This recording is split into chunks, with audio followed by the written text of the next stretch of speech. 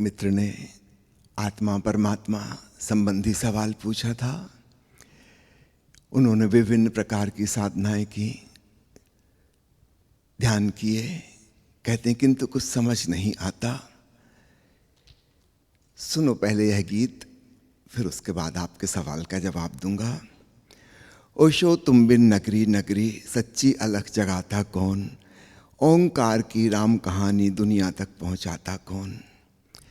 भूली बिसरी आत्मा का रस फिर से हमें चखाता कौन, जगने के पथ पर इस सोए जग को फिर चलवाता कौन। प्रश्नों का हल छिपा मौन में ऐसी बात बताता कौन, प्रीति से भक्ति जन में ये भेद हमें समझाता कौन।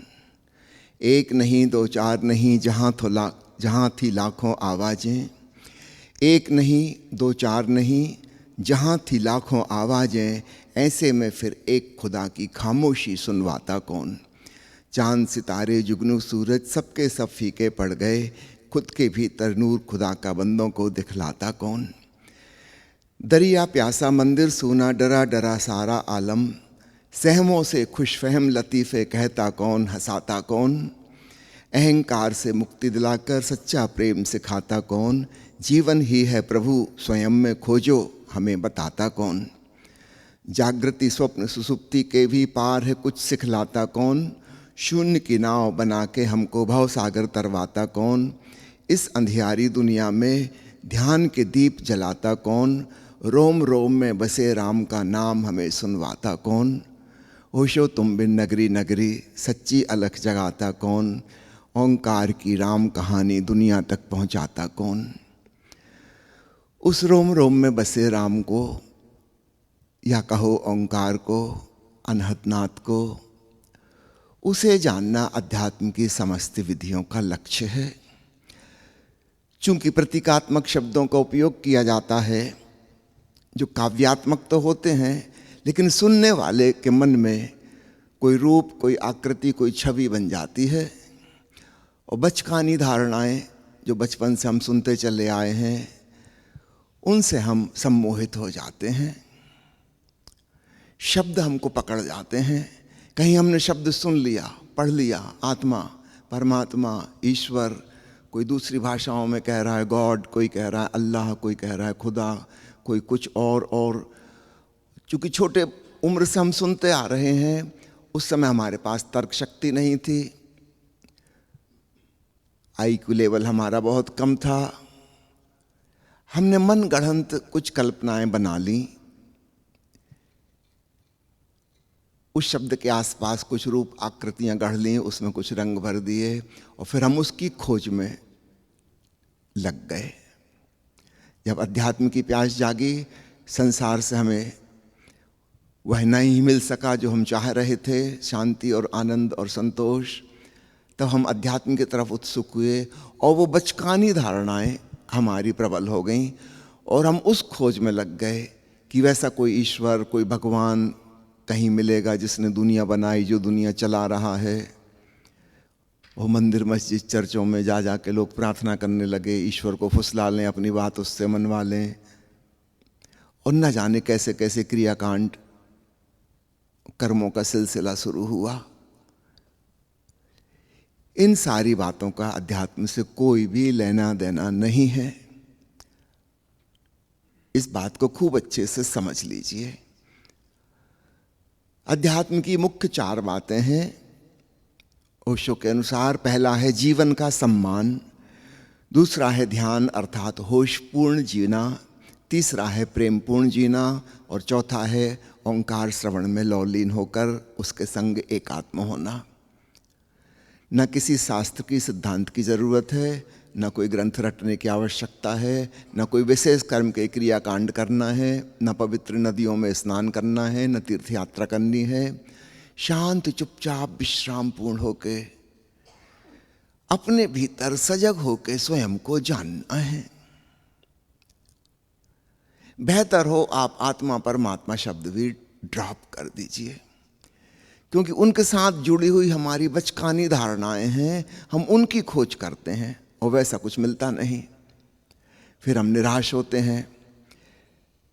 फिर हम धर्म बदलते हैं, फिर हम गुरु बदलते हैं, फिर हम संप्रदाय बदलते हैं, फिर हम साधना की पद्धतियाँ बदलते हैं, और अंततः इन सब से निराश होकर फिर हम नास्तिक हो जाते हैं कि सब बकवास है। और भूल चूक कहाँ से हुई थी? वो जो हमारी आस्तिकता की धारणाएं थीं वही गलत थीं, 100% गलत थीं। उनका साक्षात्कार कभी हो ही नहीं सकता। दुनिया में इतने लोग हैं, सबके मन में अपनी अपनी धारणा है ईश्वर के प्रति। याद रखिए, जो बात सत्य होती है वो हमेशा एक होती है। गणित एक है, फिजिक्स एक है, केमिस्ट्री एक है सारी दुनिया में। धर्म अनेक हैं, संप्रदाय अनेक हैं। इसी से सिद्ध हो जाता है कि लोग जो बातचीत कर रहे हैं उसमें सच्चाई नहीं है।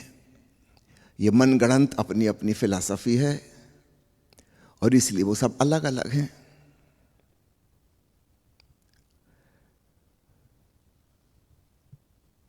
सच पूछो तो हमारे जीवन में जो प्यास है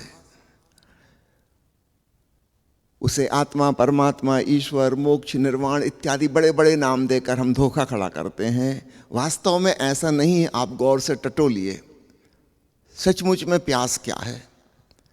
हम किस चीज के लिए तरस रहे हैं? एक आदमी नास्तिक मुल्क में पैदा होता है, समझो रूस में या चीन में, कम्युनिस्ट कंट्री में। उसके माता पिता, उसके दादा दादी, नाना नानी सब नास्तिक थे। क्या उसके मन में कभी ईश्वर की प्यास पैदा होगी? कभी नहीं होगी, क्योंकि वो हिप्नोटाइज्ड ही नहीं है। उसके मन में दूसरी हिप्नोसिस बिठाल दी गई है कि ये सब झूठ है, बकवास है। आधी दुनिया तो नास्तिक करीब करीब हो चुकी है। इसका मतलब प्रभु की प्यास हमारे जीवन की सच्ची प्यास नहीं है। यह एक विचार है, एक फिलॉसफी है, एक सिद्धांत है। अगर हम बचपन से इसको सुनते आए हैं तो हम सम्मोहित हो गए हैं, और हम अपने सपने को खोजने चले तो वो कहाँ मिलेगा, कैसे मिलेगा? ऐसी कौन सी प्यास है जो सबके भीतर समान रूप से मौजूद है? उसको पकड़ें तो सच्चाई से शुरुआत होगी। अगर हमने झूठ से शुरू किया कि मैं भगवान की खोज में हूं, हमारा पहला कदम ही असत्य में उठा और हम सत्य तक कभी नहीं पहुंच पाएंगे। और अगर किसी को भगवान के दर्शन हो गए तो समझना खूब अच्छा स्वप्नदर्शी है।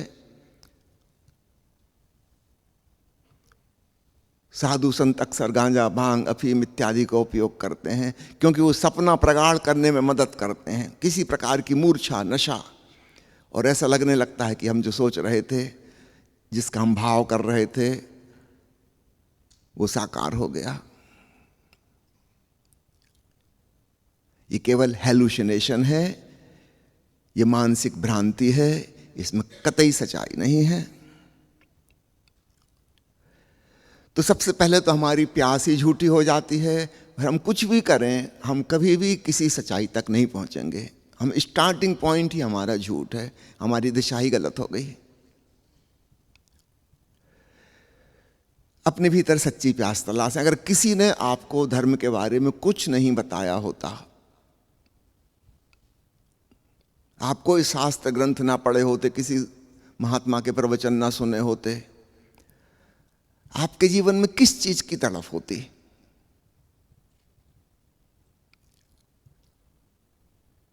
वहां से शुरुआत करें, वो सच्ची बात होगी। वो हमारे भीतर तलाश है आनंद की। तो बजाय काल्पनिक शब्दों में पढ़ने के, सीधा सीधा यथार्थ फैक्ट वहां से शुरू करें। ऐसा कोई व्यक्ति नहीं है जो शांत होना और आनंदित होना ना चाहता हो। फिर इसी से जुड़ी हुई दूसरी बात है, जो व्यक्ति आनंदित हो जाता है वह प्रेमल हो जाता है। दुखी आदमी हमेशा कठोर और क्रूर होता है। उदास आदमी सिकुड़ जाना चाहता है। डिप्रेशन वाले को देखें कैसा सिकुड़ गया। उस सिकुड़ने का क्लाइमैक्स है कि एक दिन सुसाइड कर लेता है। वो किसी से कनेक्ट नहीं होना चाहता। प्रेम का अर्थ है मैत्री भाव। हम सबसे कनेक्ट होना चाहते हैं, जुड़ना चाहते हैं, हम जीवन को भरपूर जीना चाहते हैं, क्योंकि हमारे भीतर खुशी है, आनंद है, हम बांटना चाहते हैं। तो आनंद की प्यास, प्रेम की प्यास, ये वास्तविक प्यास है। मनुष्य में ही क्यों, अन्य पशु पंक्षियों में भी हैं, आस्तिक में भी हैं, नास्तिक में भी हैं, इस देश वालों में भी हैं, दूसरे देश वालों में भी हैं। अर्थात इसका राजनीति से, धर्म से, जाति से कोई लेना देना नहीं है। ये सहज स्वाभाविक हमारे भीतर एक प्यास है आनंदित होने की, और उसी से जुड़ी हुई है प्यास प्रेम पूर्ण होने की। अब कहाँ भूल होती है? जब हम प्रेम की तलाश करते हैं तो हम सोचते हैं कि दूसरा हमें प्रेम करे। हम भिखारी हो जाते हैं। और याद रखिए, भिखारी को इस दुनिया में कुछ नहीं मिलता।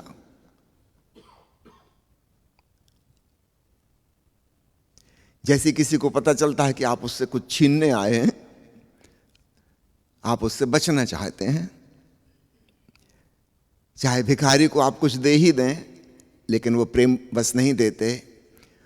वो दया, सहानुभूति, सिंपैथी एक अलग बात है। सिंपैथी को प्रेम में नहीं समझना, वो प्रेम नहीं है।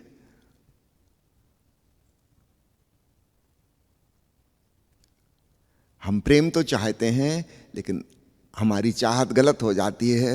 हम सोचते हैं कि दूसरे मुझे प्रेम करें। इसलिए पहले अगर हम आनंदित हो गए, शांत हो गए, उस शांति से एक प्रीति उपजती है जिसमें हम शेयर करते हैं, बांटते हैं, अपनी खुशी लुटाते हैं। हम चाहते हैं कि कोई मिल जाए जिसके साथ हम प्रसन्न हो सकें। हम तो प्रसन्न हैं ही, हम किसी और को भी कर सके। जैसे कोई फूल खिला है, काश कोई उसकी खुशबू का मजा ले ले। ये दूसरे प्रकार का प्रेम है। तो वास्तव में तलाश इसकी है, और हम भिखमंगे वाला प्रेम के धोखे में पड़ जाते हैं। इसलिए सबसे पहले आनंद, शांति, संतोष, जो व्यक्ति अपने आप में पूरी तरह से तृप्त है, संतुष्ट है, ऐसा व्यक्ति ही प्रेमपूर्ण हो सकता है। और जो व्यक्ति प्रेमपूर्ण हो जाएगा, सजग हो जाएगा, वह विश्राम पूर्ण हो जाएगा, रिलैक्स ढंग से जिएगा। जितना दुखी आदमी उतना तनावग्रस्त होता है, जितना प्रसन्न आदमी उतना ही विश्राम पूर्ण होता है। ऐसे विश्राम की प्रीतिपूर्ण, सजगतापूर्ण अवस्था में अपने भीतर अनहद नाद सुनाई पड़ता है। जब हमारा चित्त की सारी चंचलता खो गई, हम यहाँ वहाँ नहीं भाग दौड़ रहे, हमें किसी चीज़ की तलाश नहीं है, हम शांत, आनंदित, चुपचाप बैठे हैं, अचानक हम पाते हैं सारे अस्तित्व में जो धुन गूंज रही है वह सुनाई पड़ने लगी। एक गहन जोड़ का एहसास होता है, जो भीतर है वही बाहर भी है। इस ओम को आपकी मर्जी है आप कह लो आत्मा का संगीत, आपकी मर्जी है आप कह लो परमात्मा की आवाज, आपकी मर्जी है आप कह लो ईश्वर का स्वर। लेकिन याद रखना, यहां पे ईश्वर से मतलब वो ब्रह्मा, विष्णु, महेश इत्यादि से नहीं है। तो क्यों ना हम उपमा वाले नाम छोड़ दें, क्योंकि उनसे भ्रांति खड़ी होती है, और सीधे सीधे तथ्यगत फैक्चुअल चीज पकड़ें। तो मुख्य बात है वह स्वर, छोड़ो ईश्वर को। नानक कहते हैं एक ओंकार सतनाम, वह ओंकार सत्य है, बस एक। ईश्वर शब्द इसमें कहीं आता ही नहीं। महावीर और बुद्ध नास्तिक हुए, ईश्वर को इनकार कर दिया। बुद्ध ने तो आत्मा को भी इनकार कर दिया, पर याद रखना अनाहतनाथ को इनकार नहीं किया।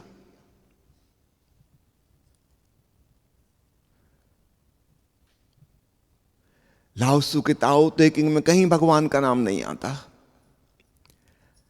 लेकिन महासंगीत की चर्चा आती है कि महासंगीत बहुत धीमा सुनाई देता है। इसका भगवान की तथाकथित धारणाओं से कोई लेना देना नहीं है। लाओ त्से भी स्वीकार करता है, बुद्ध महावीर भी स्वीकार करते हैं, पतंजलि भी स्वीकार करते हैं। पतंजलि थोड़े समझौतावादी हैं, वे सोचते हैं कि आस्तिक लोगों के भी काम पड़ जाए बात, तो कह देते हैं कि उसका प्रतीक प्रणव है। प्रणव का मतलब होता है ध्वनि संस्कृत में। उसका कहते हैं, ईश्वर का भी नहीं कहते, उसका प्रतीक, ताकि हम अपनी बचकानी धारणाएं बीच में न लगा दें कि भगवान राम और कृष्ण को ले आए, भगवान शिव को ले आए बीच में। उसका प्रतीक प्रणव है। तो क्यों ना हम इसमें डूबें। आज हम जो प्रवचन सुनेंगे एक ओंकार सतनाम का, हरि ओम तत्सत का, उसमें उसे समझाते हैं कि हरि का अर्थ एक तो है ईश्वर, जो मुझे पसंद नहीं है। हरि का एक दूसरा अर्थ है हरण करने वाला, चोर। ओम की ध्वनि महाचोर ध्वनि है। जब तुम इसमें डूब गए, ये तुमको तुमसे चुरा लेगी, पीछे तुम बचोगे ही नहीं, खो जाओगे। इसलिए ये हरि, तो जब उपनिषद के ऋषि कहते हैं हरि ओम तत्सत, अर्थात यह महाचोर ध्वनि ही परम सत्य है। यह भावार्थ बिल्कुल सही है। यदि हमें बचपन से सुनने को मिले यह बात कि अध्यात्म की खोज उस ओंकार की खोज है, तो हम बचकानी धारणाओं से बच जाएंगे। और तब जब हम ध्यान करेंगे तो हम ओंकार को सुन पाएंगे और हमें एक तृप्ति मिलेगी कि जिसे खोज रहे थे वह मिल गया। वरना क्या होता है, ध्यान करने वाले, भक्ति करने वाले सालों साल परेशान होकर अंत में थक जाते हैं, परास्त अनुभव करते हैं कि हमें वह नहीं मिला जिसे हम खोज रहे थे। ये ऐसे हुआ कि आप सोनीपत में आए किसी व्यक्ति विशेष से मिलने के लिए, और उस व्यक्ति की जो तस्वीर आपको भेजी गई थी वो गलत थी। उसका नाम, पता, ठिकाना सब कुछ गलत था। वैसा कोई आदमी सोनीपत में रहता ही नहीं है। और आप उस तस्वीर को लिए लिए घूमते फिर रहे हो सब जगह कि कहाँ है वह, कहाँ है वह। वह कहीं भी नहीं मिलेगा। आप फ्रस्ट्रेटेड हो जाओगे, विषादग्रस्त हो जाओगे कि मैं तो थक गया, मैं हार गया, वह मिला ही नहीं। इसमें किसकी भूल है? आपको जो पहचान दी गई थी उसमें भूल चूक थी। आप उसको सच मान के चल रहे थे, ये आपका बचकानापन था। काश हर व्यक्ति को ठीक ठीक पहचान दी जाए कि इस जीवन का परम सत्य क्या है, तुम्हारा अंतरतम क्या है। तुम्हारी चेतना ओंकार की धुन से गूंज रही है, हरि ओम तत्सत, एक ओंकार सतनाम, यह परम सत्य है। हम आत्मा के नाम पर भगवान जाने क्या खोज रहे हैं। परमात्मा के नाम पर न जाने क्या खोज रहे हैं। वो कभी मिलने वाला नहीं, क्योंकि वैसा कुछ है ही नहीं। लेकिन हम इस बुरी तरह से सम्मोहित हैं अपनी धारणा से, अपनी फिलॉसफी से, कि हमें यह ख्याल नहीं आता कि हम जिसे खोज रहे उसमें गलती है, हमारी खोज में गलती है। हमको ये लगता है कि हम हार गए, हम थक गए, हम पापी हैं, पिछले जन्म में किए होंगे कोई दुष्कर्म, हम पुण्यात्मा नहीं हैं, या हमारा गुरु ठीक नहीं था, उसने हमें भटका दिया, या साधना पथ जो हमने पकड़ा था ये इसमें गलती हो गई, बीच में कुछ बाधाएं आ रही हैं, मैं पार नहीं कर पा रहा हूँ। कुल मिला के हमको एक हीनता की ग्रंथि पकड़ लेगी। कि मैं ना कुछ हूं, मैं इस योग्य नहीं हूं, मैं परमात्मा को पाने का पात्र नहीं हूं। जबकि ये सारी बातें गलत है, ऐसा कुछ भी नहीं है। हर व्यक्ति पात्र है। और चूंकि हमें सही पहचान शुरुआत से नहीं दी गई, इसलिए कभी कभी ऐसी भी मुश्किल हो जाती है कि शांत बैठे बैठे अचानक कभी आपने वह धुन सुनी, लेकिन आपको तो रिकॉग्निशन हो नहीं सकता। आप तो सोच रहे थे कोई भगवान कृष्ण मुरली बजाते हुए मिलेंगे कि भगवान राम मिलेंगे तीर धनुष हाथ में लिए। ऐसा तो कुछ हुआ नहीं। आपने अनहद नाद भी सुन लिया और फिर आप वहां से हट जाएंगे, छोड़ देंगे। धागा पकड़ में आ गया था, किंतु आप उसको पकड़ के उस पार ना हो पाए, क्योंकि आप उसको पहचाने ही नहीं।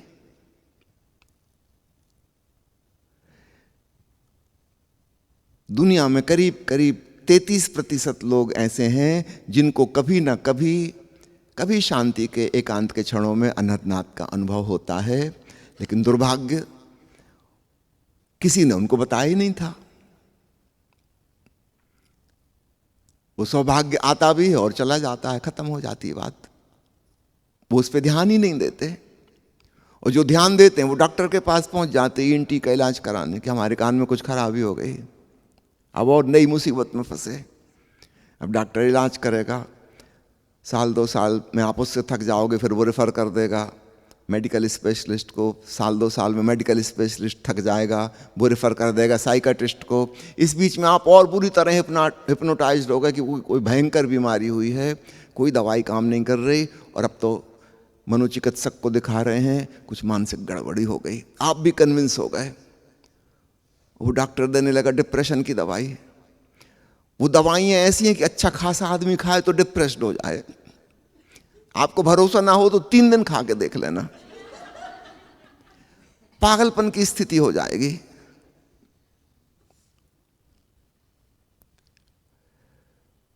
और सालों साल दवाइयाँ खाते खाते और एक बीमारी से लड़ते लड़ते जो सौभाग्य आया था, आपने उसको दुर्भाग्य की तरह समझा, क्योंकि कोई बताने वाला नहीं था। आपने उसको बीमारी समझा, आप उसको हटाने मिटाने की कोशिश में लग गए, और आप परम सत्य को कैसे मिटाएंगे? वो तो मिटने वाला नहीं। लेकिन इस लड़ाई की कोशिश में आप उसको दुश्मन की भांति लेने लगे।